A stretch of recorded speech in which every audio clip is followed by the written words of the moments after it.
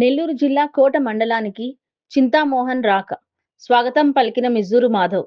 అనంతరం చింతామోహన్ మాట్లాడుతూ 3 విషయాలపై కోటకు రావడం జరిగిందని తెలియజేశారు.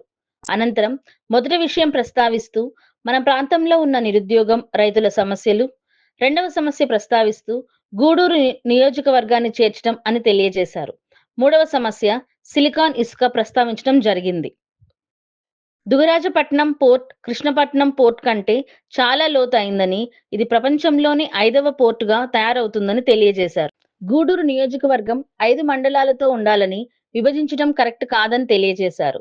నలపరెడ్డి శ్రీనివాసరెడ్డి, నీదిరంపల్లి జనార్దన్ రెడ్డి 2 భాగాలైనట్టుగా ఈ 2 మండలాలని డివైడ్ చేయొద్దని, 2 మండలాలు కలిసి ఉండాలని ఆయన డిమాండ్ చేశారు. ప్రకృతి సంపద ఇసుక 2 సామాజిక వర్గాలే కాకుండా అన్ని సామాజిక వర్గాలు తోలుకోవాలని ఆయన విజ్ఞప్తి చేశారు. ఈ కార్యక్రమంలో ఎస్సీ వర్గీకరణ ఐక్యవేదిక రాష్ట్ర అధ్యక్షులు మిజూర్ మాధవ్ ఆధ్వర్యంలో జరిగిందని తెలియజేశారు.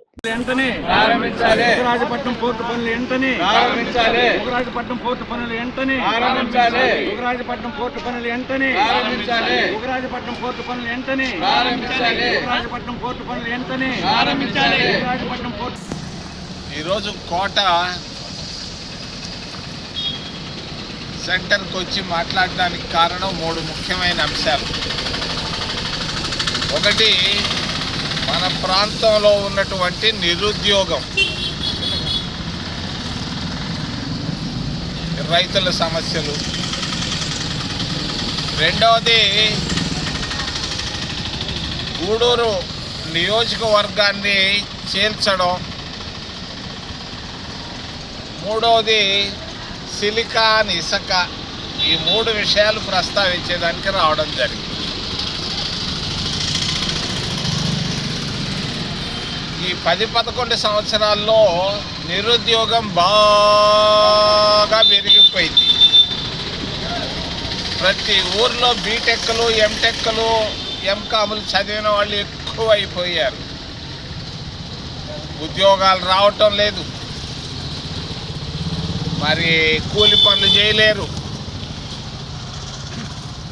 అమ్మా నాయన పెట్టిన భోజనం తిని కాలం గడుపుతూ ఉంటారు వేల మంది ఈరోజు మన గూడూరు నియోజకవర్గంలో. దీన్ని దృష్టిలో పెట్టుకొని మేము ఒక మంచి కార్యక్రమాన్ని 12 సంవత్సరాల క్రితం ప్రారంభించడం జరిగింది.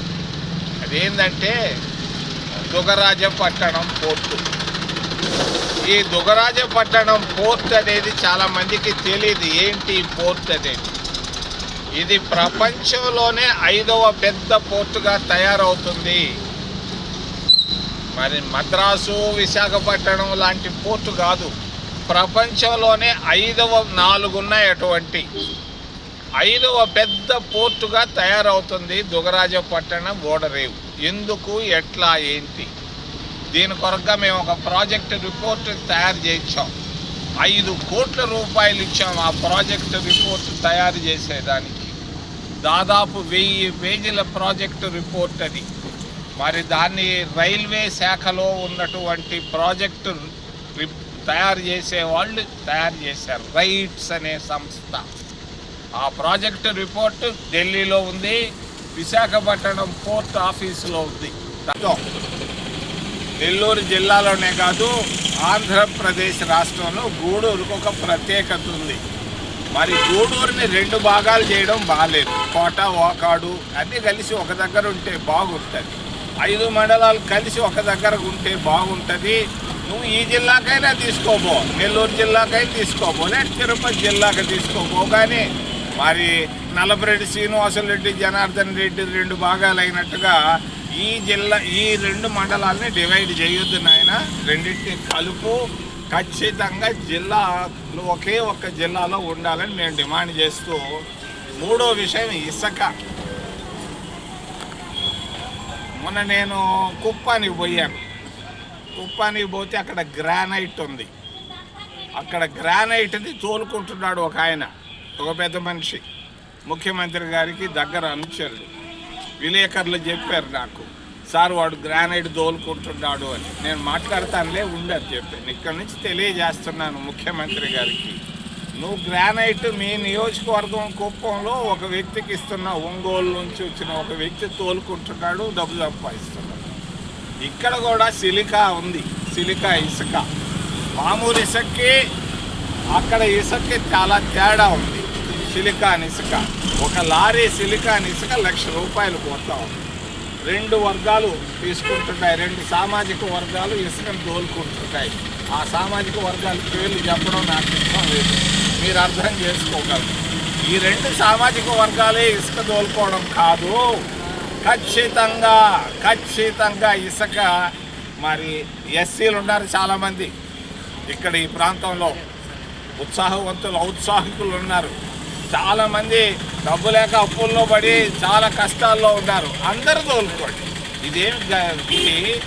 ఈ ఖనిజం అనేది ఒక్కరిది కాదు, ఒకరిద్దరిదే కాదు. ఎవరో ఒక ఆయన పేరు చెప్పడం నాకు ఇష్టం, ఆయన ఒక్కడే తోలుకుంటుంటా అంట. మొన్న జగన్ గవర్నమెంట్లో ఇంకొక ఆయన తోలుకునేవాడంట. అంత కాదు, అందరూ తోలుకొని.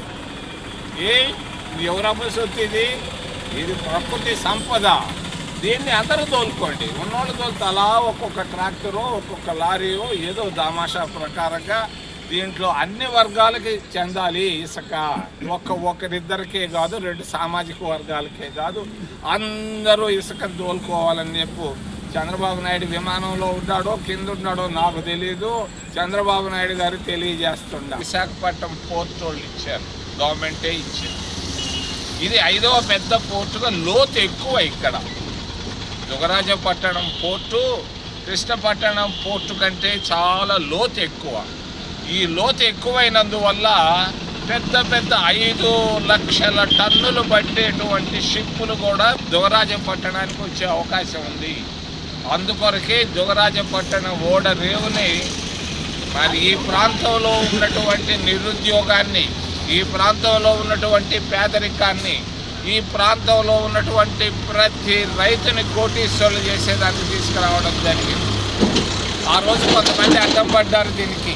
ఆ రోజు ఉన్నటువంటి ముఖ్యమంత్రి కిరణ్ కుమార్ రెడ్డి కూడా అడ్డం పడ్డాడు. వద్దు, అక్కడ రామాయపట్నంలో చేద్దామని అడ్డం పడ్డాడు. ప్రధానమంత్రి పివి నరసింహారావు కూడా, మన్మోహన్ సింగ్ కూడా ఫోన్ చేశాడు. దుగరాజపట్టణం అయితే నాకు ఇష్టం లేదు, నేను ఒప్పుకోను, అవసరమైతే బయట వెళ్తానని కూడా బెదిరిస్తే కూడా మరి కేంద్ర క్యాబినెట్లో కొంతమంది వ్యతిరేకించారు. వాళ్ళ పేర్లు నేను చెప్పదలుచుకోలేదు. కానీ జైపాల్ రెడ్డి ఎక్కడున్నాడో మహానుభావుడు, తెలంగాణ వాడైనా కూడా జైపాల్ రెడ్డి గట్టిగా మాట్లాడాడు ఆ రోజు. మరి దాన్ని వాయిదా వేయాలంటే కూడా జైపాల్ రెడ్డి ఒప్పుకోలేదు. మేమందరం ఉండేది ఎందుకు, ఇది దుగరాజపట్టణం, ఖచ్చితంగా ఇది అయిపోవాలి ఈరోజు అని గట్టిగా కూర్చున్నాం. దుగరాజపట్టణాన్ని పోర్టుని ప్రారంభించాలనుకున్నాం. అంత లోపల ఈ ఆంధ్ర విభజన అంశాల్లో పడ్డాం, కష్టాల్లో పడ్డాం, రాష్ట్రం కష్టాల్లో పడ్డది. కానీ ముఖ్యమంత్రిగా చంద్రబాబు నాయుడు వచ్చాడు 2014లో ఎన్నికల తర్వాత. ఆయన ఒక జాబు రాశాడు. ఎవరికి జాబు రాశాడు? నితిన్ గడ్కరీ మంత్రి గారికి ఒక జాబు రాశాడు. దుగరాజపట్టణ ఓడరేవు పనులు ప్రారంభించవద్దు అని. మరి ముఖ్యమంత్రి రాస్తే ఆపేయాల్సి వస్తుంది, ఆపేశారు. 11 సంవత్సరాలు ఆలస్యం కావడానికి కారణం మా మిత్రుడు చంద్రబాబు నాయుడు గారని చెప్పక తప్పదు, వాస్తవం ఇది. మరి ఈ మధ్య మేము దాదాపుగా ఎన్నో ధర్నాలు చేశాం. చివరికి గట్టి పట్టుదలతో ఈరోజు దుగరాజపట్టణాన్ని ప్రారంభించేదానికి దాదాపుగా సుముఖత వచ్చింది.